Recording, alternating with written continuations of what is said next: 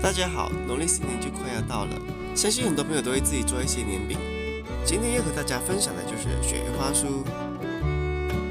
材料方面呢，可以从影片中看得到。饼干方面最好是选择比较坚硬的饼干。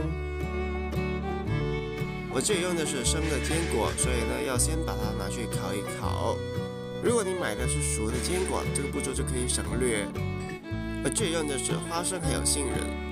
如果你要加入其他的坚果也是可以。把坚果铺在烤盘上之后，就可以把它送进烤箱里面，以180度烤15分钟。10分钟之后就要开始注意了。当花生呈褐色的时候，就代表已经熟了。然后把坚果拿出来晾凉待用。首先呢，就是把饼干、果干还有坚果倒在一个碗中，方便等下可以一次过倒进锅里面去。这时候我们准备一个防粘的锅，一定要防粘的哦。然后就把黄油放进去，以小火把黄油煮融化。当黄油几乎融化完的时候，就可以加入棉花糖了。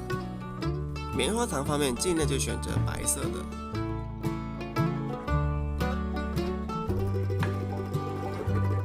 棉花糖方面呢，就要慢慢的煮，慢慢的给它融化。同时也要注意火的大小，不然很容易烧焦的。当所有棉花糖都溶解之后，就可以加入奶粉。加入奶粉之后，就继续搅拌均匀。如果想要雪花酥比较软的话，现在就可以熄火了。煮得越久，冷却之后就会越坚硬。当棉花糖还有奶粉搅拌均匀之后，这个时候就可以把饼干、果干还有坚果加进去了。这个时候要确保火已经熄灭了。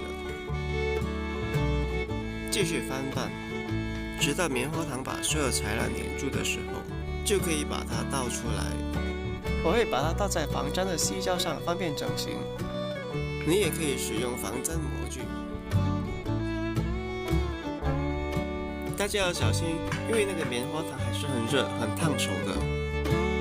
可以像这样子来回的折叠几次，这样就可以把所有的材料都混合在里面咯。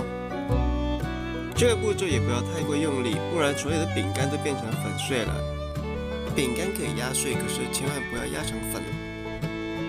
当所有材料都混合好之后呢，就可以让它整个整形，然后就可以进入下一个步骤了。整好了形状之后，就可以在表面上撒上一些奶粉，上下两面都要撒上奶粉。在这里，奶粉会起着防粘的作用。然后就把它放在砧板上，